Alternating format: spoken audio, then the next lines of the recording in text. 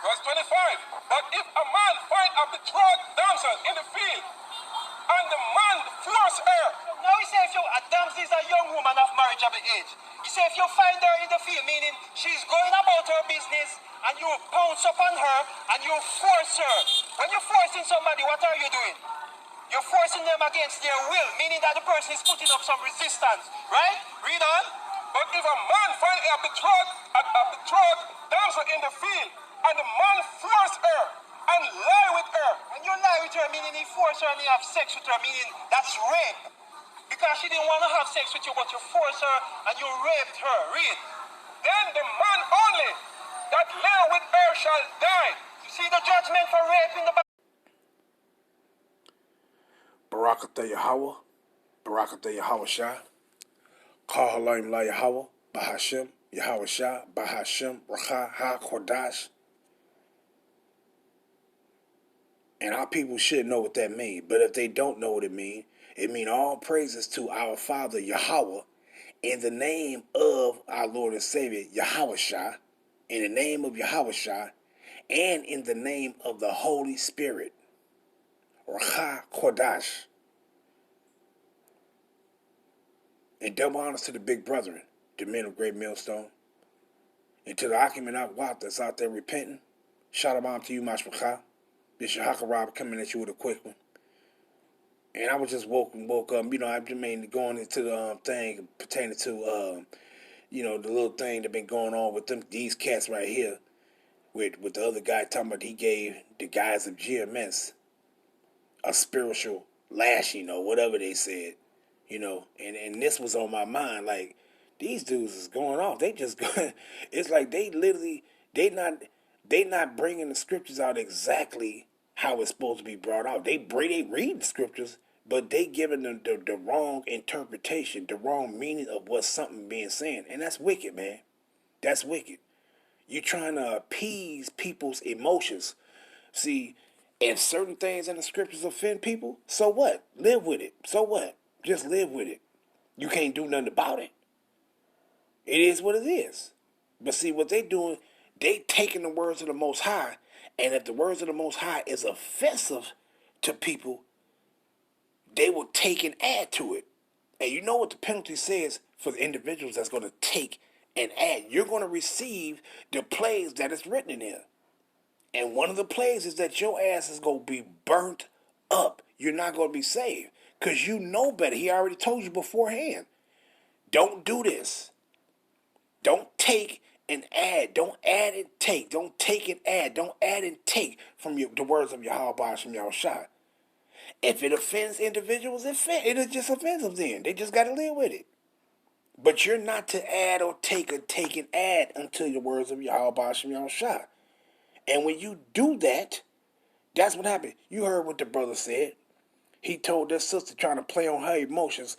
You know what it means that's the penalty for rape in the Bible. No, that is not the penalty for rape in the Bible. And I'm about to pull these scriptures up, and we're going to go into a few of these scriptures, that I got, but it already been explained. But these guys is something else, man. Something else. And when I first woke up in the truth, man, I was like, man, I was a guy like, I was like, man, I should be trying to link up with them brothers and shit. But then the Most High he didn't get me with them. They start going off in the doctrine. I said, oh, no, I ain't damn sure ain't hooking up with them. And I just stopped watching them guys altogether. And then somehow, I'm through to Zabak. I was watching Zabak. He was going off, and I said, man, the spirit just, boop, nope, not him. Don't listen to him. It is somehow I can't even remember how I came across GMS. I can't even remember how.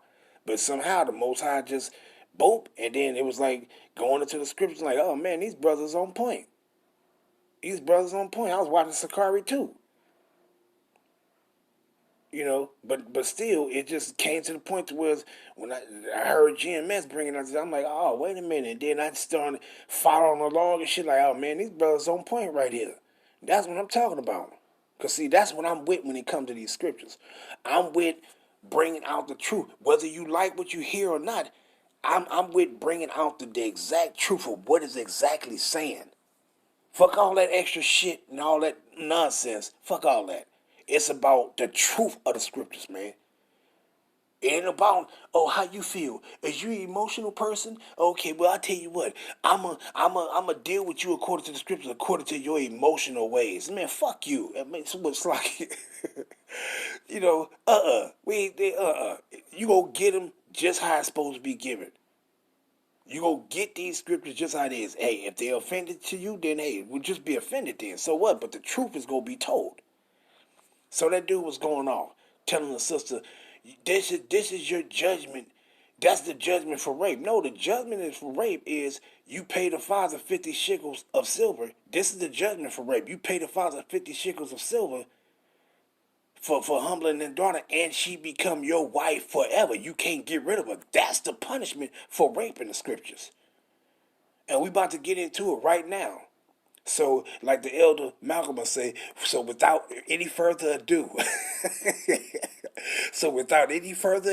let's get into it.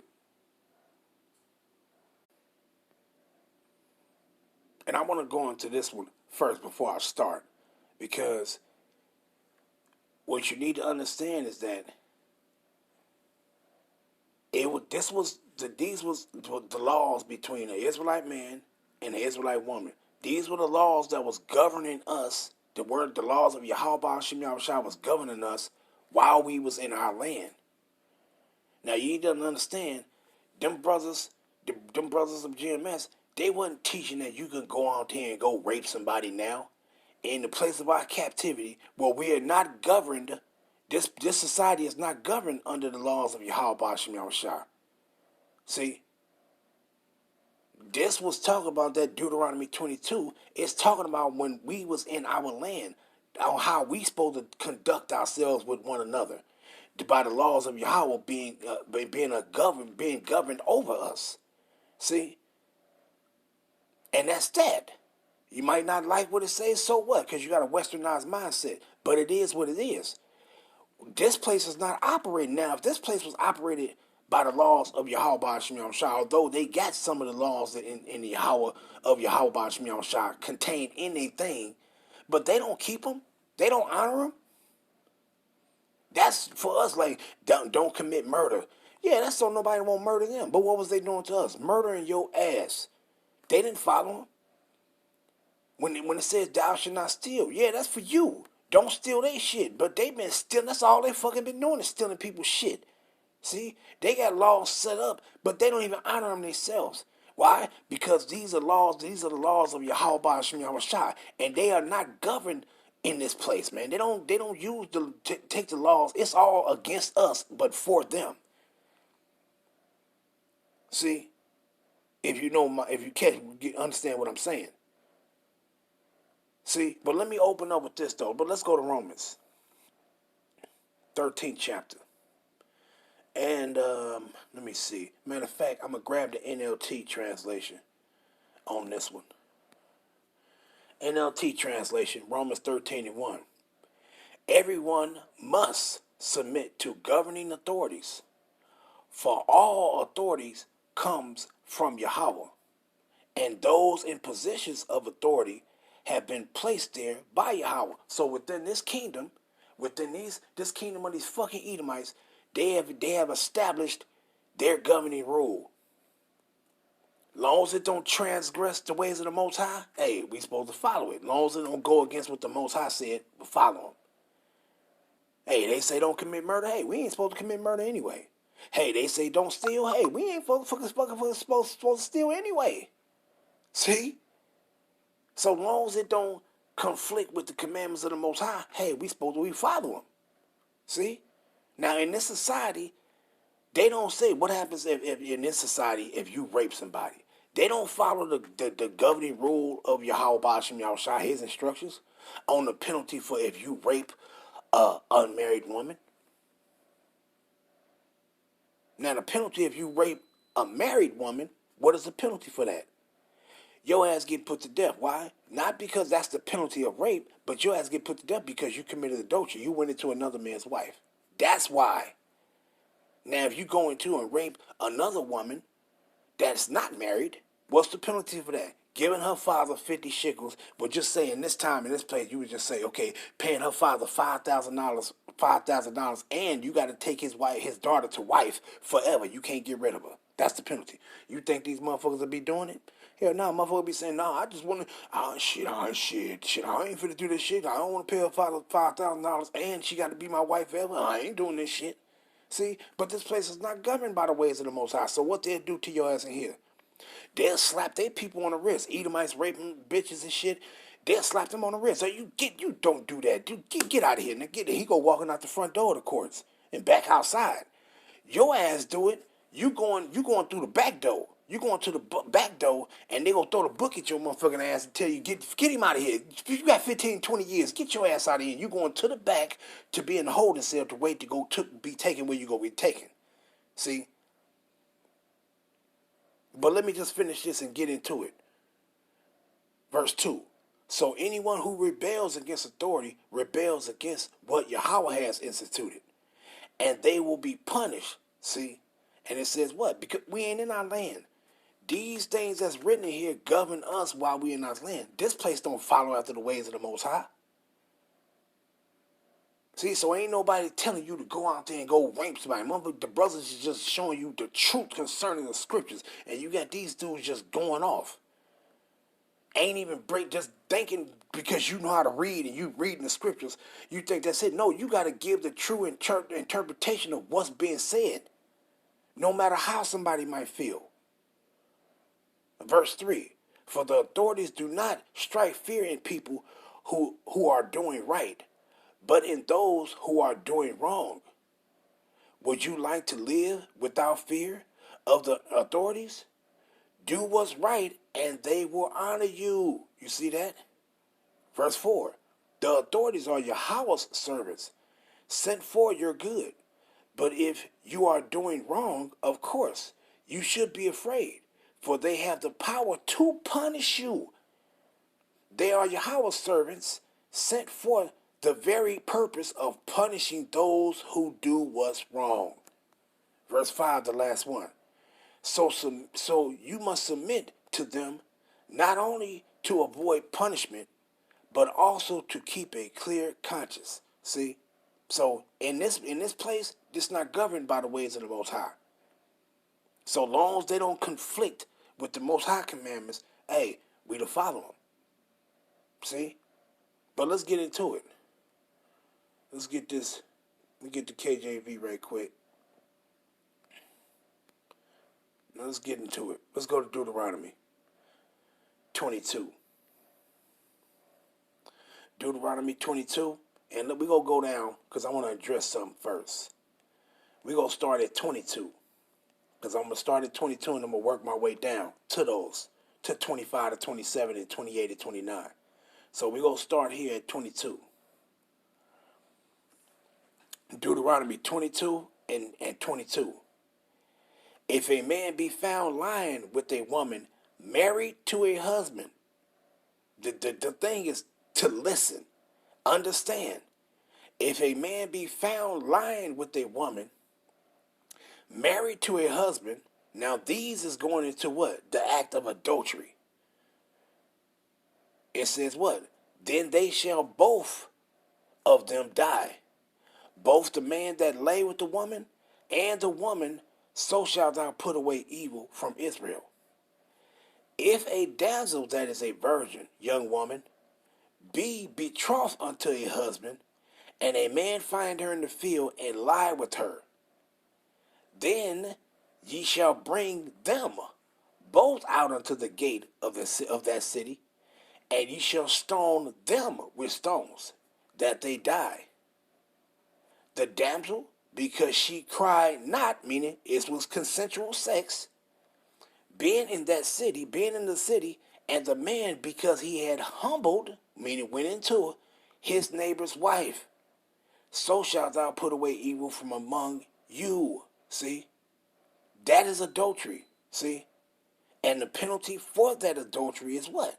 Let's go here first, though. Let's go here first. St. John 8. And I'm going to start at 3. St. John 8:3. And the scribes and Pharisees brought unto him a woman taken in adultery. And when they had set her in the midst, they said unto him, Master, this woman was taken in adultery, in the very act. Now Moses in the law commanded us that such should be stoned. But what sayest thou? So what did Yahweh Hashem and Yahushua tell Moses to tell us concerning his instructions? Let's go to it. Leviticus, the 20th chapter, and we're going to go down to verse 10, straight to the point. Let me see. Okay, straight to the point. Leviticus 20 and 10. And the man that committeth adultery with another man's wife, even he that committeth adultery with his neighbor's wife, the adulterer and the adulteress shall surely be put to death. See? And that's the point. See? So that's the penalty for adultery with there. So let's go back to Deuteronomy 22. And we're going to continue, because that verse 22 to 24, that is talking about adultery. An Israelite man and an Israelite woman having consensual sex, and the penalty for that is what? Death. Because your ass ain't supposed to be touching that man's wife, and neither is this man's wife supposed to be giving her box up to anybody but her husband. So that's the penalty for that. Now let's go to 25. Now, 25 is going into what? The act of rape. Is two different things. 22 to 24 is talking about what? Two people committing adultery. An adulterer and an adulteress. Now, verse 25 to 27 is talking about rape. And what it says. But if a man find a betrothed damsel in the field, meaning this woman is taken. She's offered to somebody and she's taken. And it says what? And the man force her and lie with her. When it says he forced her, matter of fact, let's go to the NLT right quick and show. Matter of fact, I just punch the NLT up right quick and show. And what it says, verse 25. But if the man meets the engaged woman out in the country, meaning engaged woman, meaning she has somebody already. She's promised to somebody and she has somebody already, period, point blank. But if the man meets the engaged woman out in the country and he rapes her, then only the man must die. Why only the man must die? Because she already belonged to somebody. This is not the punishment why he should die. He should die for the same reason why the other man should die, for fucking on another man's wife. That's why you should die. That's the penalty. Not that rape. In according to what this context, according to the scriptures, this is not the penalty for rape, that he must be put to death. No, he must be put to death because he went into another woman that was already belonged to another man. That's the penalty for that. And it says what? Do nothing to the young woman. She has committed no crime worthy of death. Why? She is as innocent as a murdered victim. Since the man raped her out in the country, it must be assumed that she screamed, but there was no one to rescue her. See, and that's the point right there. She cried out against him. When he raped her, she cried out against him. No, I belong to somebody. I don't give a fuck. I don't give a fuck. Fuck who you with. And he still took it anyway. See? So why don't she get put to death? Because why? She didn't consent to that act of adultery. She cried out and said, no, I'm taken already. And look, he gonna get put to death. Why? Because he went into another man's woman. Not because that's the penalty of rape. It's because he went into another man's woman. See? That's the problem. See? Now let's go to the next verses down. See? So let's grab this though. Let's grab this one. Now, let's go to verse 28. See what it says. And if a man happens, now so let's go back up and let's finish that out. 27. For the man found a young woman out in the country, and though the betrothed woman screamed, there was no one to rescue her. If a man happens to meet a virgin. Now this verse 28 and 29 is talking about somebody that's not promised, not taken by a man. She don't have nobody. See? And it's going to tell you what the penalty of rape is when she don't have nobody. See? But see, that dude was going off because he said verse 25 told you because a man got put to death, that was the penalty of rape, is to get put to death. No, that's not the penalty for rape, is getting put to death. The penalty for him getting put to death is because he went into another man's wife. That's why. See, it's about understanding what's written, man. Not just you working on your damn emotions. You just stupid. Man, it's about the truth, man. It's about the true understanding of what's being said. What Yahweh Bashim Yahushua is relaying to us, man. And you supposed to relay this to your people truthfully. You don't supposed to add your own emotional bullshit to it, man. But let's continue. Verse 28, Deuteronomy 22 and 28 in the NIV translation.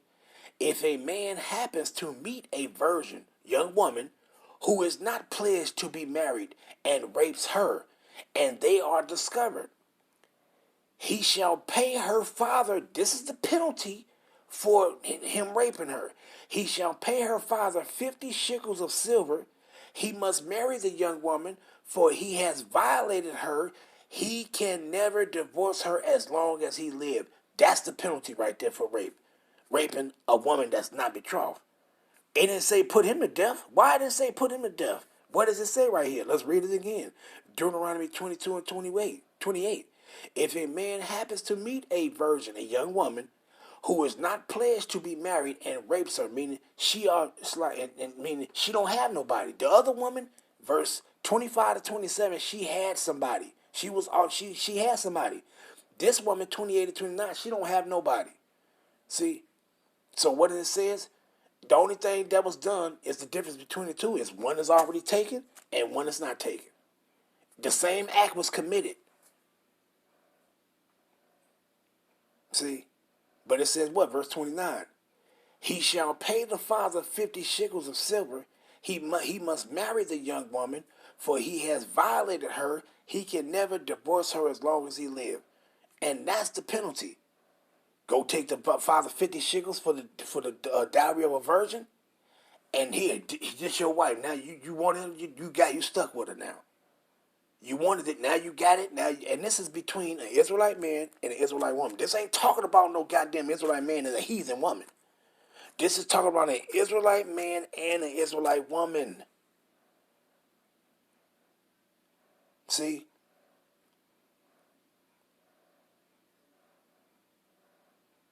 And that's what it's about. It's about the truth, man. See? So, yeah, that rape is in the scriptures, but you need to understand the conditions of it. That's what you need to understand, the conditions of it. So 25 to verse 27 is talking about a woman that's already betrothed to somebody. And that man that touched her, that's why he got put to death, because he went into another man's woman. Verse 28 to 29 is the same condition, rape, but this woman is not pledged. She's not married to anyone. She's not taken by some other man. So that's why this person didn't get put to death. See? It should have been the same thing. Why he didn't get put to death? Because she's not taken. So the penalty for rape is what? Pay that father 50 shekels of dowry of virgin, and then go on and take your wife, and you gone. You stuck with her now, and you can't get rid of her. If you wanted to get rid of her, you shouldn't have went into her. You shouldn't have forced her. That was that. And that's just that simple. See? Now let's go to another one, though. Let's go to Genesis 34. Now, this pertaining to, but let me go back to the KJV. Now, what it says, the treachery of Jacob's sons. And what was the treachery? Because they told him, oh yeah, circumcise yourselves and we ain't gonna do nothing. We cut their ass down like rag dolls. See, but we go into another scenario of rape in the scriptures. Right? But let's find out why. What is this talking about? And Dinah, the daughter of Leah, which she bore unto Jacob, went out to see the daughters of the land. And when Shechem, a damn Canaanite, fucking Hamite ass Canaanite, the son of Hamor the Hivite, prince of the country, saw her, he took her and lay with her and defiled her. Was she defiled because he raped her? That wasn't why she was defiled. See? But we go get that. But matter of fact, let's go. Well, that's the point. Matter of fact, you know what? Let's do this. Let's go here. Let's go into the translation right quick. Slakia. Let's go into it because I want to see. It's going to say it. Let's see it. Let's pull it up. Let's see. Let me see. Yeah, kind. It says, let's start from the top. Genesis 34:1. One day, Dinah, the daughter of Jacob and Leah, went to visit some of the young women who lived in the area. But when the local prince Shechem, son of Hamor, the Hivite, a damn Canaanite, saw Dinah, he seized her and raped her. But then he fell in love with her, and he tried to win her affection with tender words. He said after his father, Hamor, get me this young girl. I want to marry her. Now, what was he talking about? He already went into her. But what he meant when he said, I want to marry her, he wanted to get the father's approval. See? He needed to get the father's approval.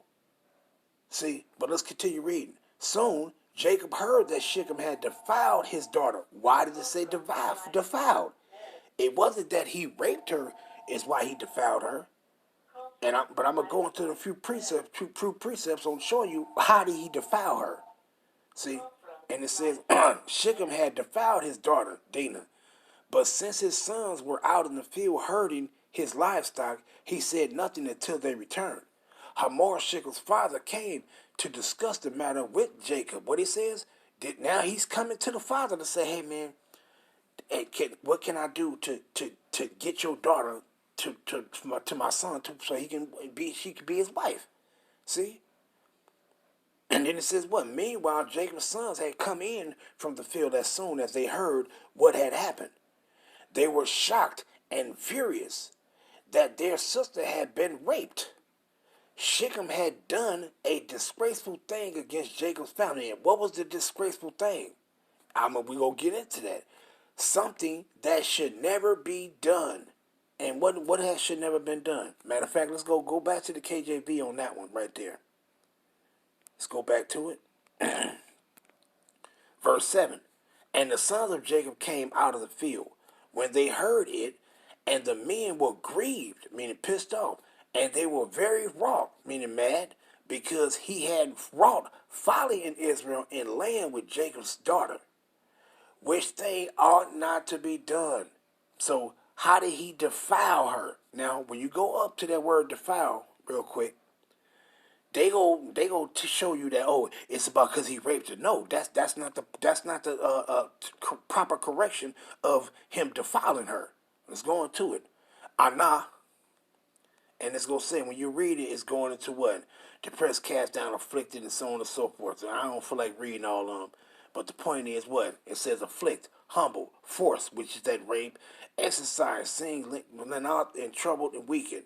And it says what? Through the eye, the strong definition, age 60-30, through the idea of looking down and browbeating to depress literally or figuratively, transitively or intransitively, the various applications as follows: abase, self-affliction, self-answer. But you get the point. But see, this is, I'm going to go into it real quick. This is what it means when he defiled her. Let's go to Genesis 24, and I'm going to run through a few of these real quick. Genesis 24, and I'm going to start at verse 1. And Abraham was old and well stricken in age, and the Lord had blessed Abraham in all things.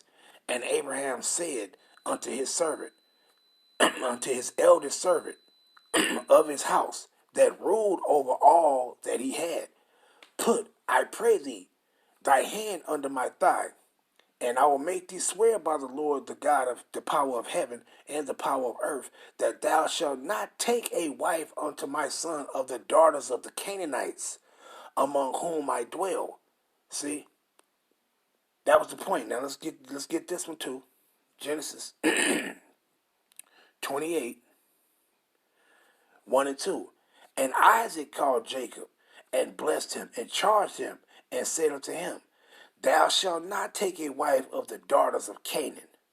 Arise, go to Paddan-aram, to the house of Bethuel, thy mother's father, and take thee a wife from there, of the daughters of Laban, thy mother's brother. See? But what he was told, don't go into them damn Canaanites. We wasn't to give our daughters to their sons, neither was we was to take vice versa. You know, neither was we to take their daughters for ourselves. You was not to fuck with them. See? But let's grab it. Deuteronomy. See? But later on, what a lot of people do, you start wind up fucking with them, and then the Most High said, when you fuck with them, they gonna cause your ass to go off. And what our people do, you start going off. That was one of the reasons why the Most High left them in the land with us. But I don't want to go into all that. But I'm just making a point of how he defiled our sister, because he wasn't supposed to touch her. Period. She was off limits to them. See, our daughters was off limits to them. Our sons was off limits to their daughters. You wasn't supposed to touch them.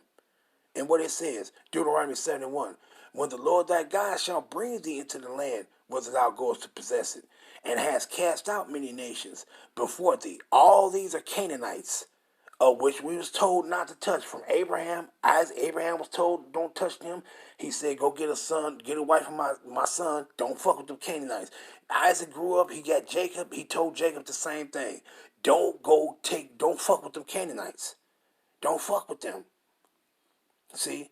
But what it says, but when the Lord thy power shall bring thee into the land where thou goest to possess it, and has cast out many nations before thee, the Hittites and the Girgashites and the Amorites and the Canaanites, they all Canaanites, and the Perizzites and Hivites, that was that Shechem motherfucker, the Hivite.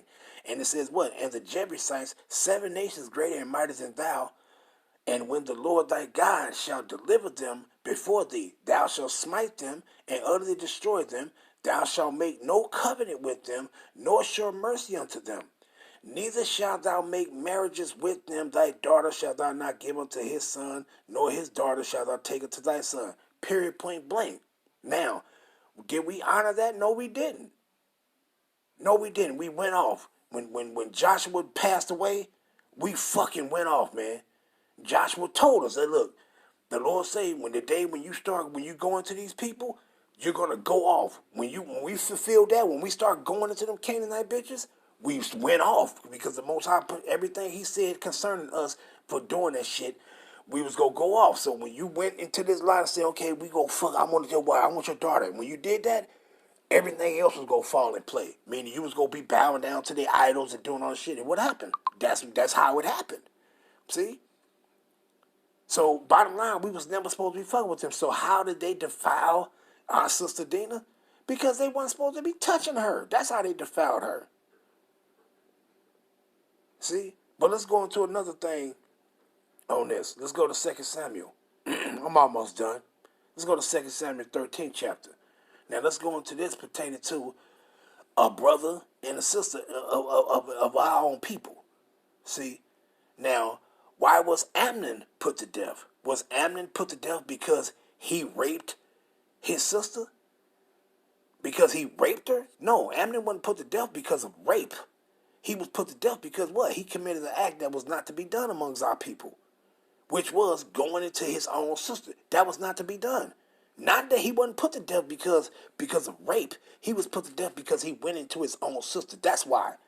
See, so far as that guy is saying, and you see the penalty for rape is you get put to death. You got to get put to death. No, that's not the penalty of rape, you idiot. But let's read this, and I'm going to end it off once I read this. But see, when it say 2 Samuel 13, and I'm going to start at 1. And it came to pass, after that, Absalom, the son of David, had a fair sister, whose name was Tamar. And Amnon, the son of David, loved her. Now, this is his sister too. Now, they got different mothers, but they got the same father. This is your sister, man. And Amnon was so vexed that he fell sick for his sister Tamar, for she was a virgin. And Amnon thought it hard for him to do anything to her. But Amnon had a friend whose name was Jonadab, the son of Shemiah, David's brother. And Jonadab was a very subtle man. And he said unto him, Why art thou being the king's son, lean from day to day? Wilt thou not tell me? And Amnon said unto him, I love Tamar, my brother's sister. Fool, this is your sister too.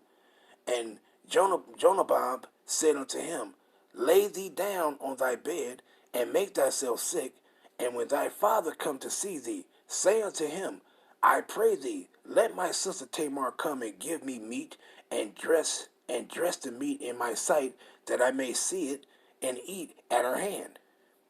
So Amnon laid down, and made himself sick, and when the king was come to see him, Amnon said unto the king, I pray thee, let Tamar my sister come and make me a couple of cakes in my sight, that I may eat at her hand. Then David sent home to Tamar, saying, Go now to thy brother Amnon's house, and dress him meat. So Tamar went to her brother Amnon's house, and he was laid down, and she took flour, and kneaded it, and made cakes in his sight, and did bake the cakes. And she took a pan, and poured them out before him, but he refused to eat. And Amnon said, Have out all men from me? And they went out every man from him. And Amnon said unto Tamar, Bring the meat into the chamber, that I may eat of thy hand. And Tamar took the cakes which she had made, and brought them into the chamber to Amnon her brother.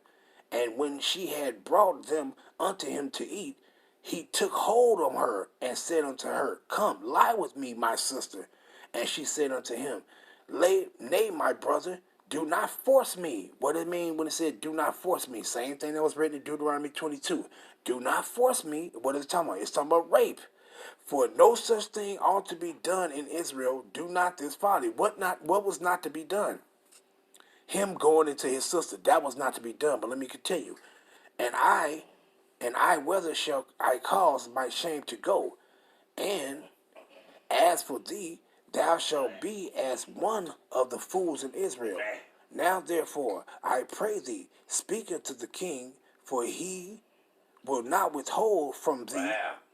Hey, hold from thee. Hold on. Slakia. Let me start at 13 again. 2 Samuel 13:13. And I, whether shall I cause my shame to go?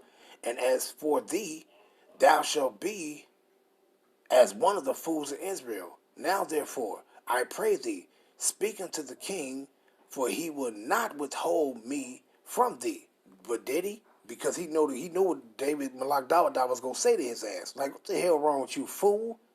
But then he said, what? Verse 14. How about he would not hearken unto her voice? He didn't want to go ask David because he didn't know. Like, what the fuck is you talking about? That's your sister, you fool. But he said, what? But being stronger than she, forced her and lay with her. So what did he do? He raped her. See? But let me go down to the point, though, to speed it up. Let's go to 28. Now Absalom had commanded his servants, saying, Mark ye now, when Amnon's heart is merry with wine, and when I say unto you, smite Amnon, then kill him. Fear not. Have not I commanded you? Be courageous and be valiant. Verse 29. And the servants of Absalom did unto Amnon as Absalom had commanded. Then all the king's sons arose, and every man gat him up upon his mule and fled. Let's go to verse 32. And Jonadab the son of Shemiah, David's brother, answered and said, Let not my lord, meaning David, suppose that they have slain all the young men, the king's sons. For Amnon only is dead. For by the appointment of Absalom had this been determined from the day that he forced, meaning raped, his sister Tamar. See? And the point was why he was put to death. is because not for the act of rape. That ain't why he was put to death. He was put to death because you wasn't supposed to be touching your sister. Let's get a few of these, and I'm gonna end it off. Let's grab this. Leviticus 18, and let's go down to verse 9. It says what? The nakedness of thy sister, the daughter of thy father, or the daughter of thy mother, whether she be born at home or born abroad, even their nakedness shalt thou not uncover. See? Let's go here to 20. Let's go down to 17. It says what? And if a man shall take his sister, his father's daughter, or his father's daughter, or his mother's daughter, Slaki, or his mother's daughter, and see her nakedness, meaning lay with her, and she see his nakedness, it is a wicked thing, and they shall be cut off in the sight of the people. Meaning what? Put to death. He had uncovered his sister's nakedness, he shall bear his iniquity. And what was him? How did he bear his iniquity? His ass was put to death. But let's grab one more and end it off. Deuteronomy 27. And let's go down to 22. And it says what? Goes into these curses if you do these things. Right? And it says what? 22. Cursed be he that lieth with his sister, the daughter of his father, or the daughter of his mother. And all the people shall say, Amen. See? And that's the point.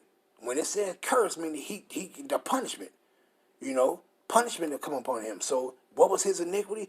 Why was Amnon put to death? Not for committing the act of rape, but he was put to death because he went into his sister. And you weren't supposed to do that. See? Period, point blank. So why was, how did that damn Hamite defile Dinah? Did he defile her by raping? By rape? No, it wasn't by rape. He defiled her because this Canaanite Hamite ass wasn't supposed to be touching our women. See? So it's about having the correct understanding of what's being said. So that was just a few scriptures that I just wanted to go into dealing with that rape thing. Shalom, Yasharala. Wild Bob the Ball.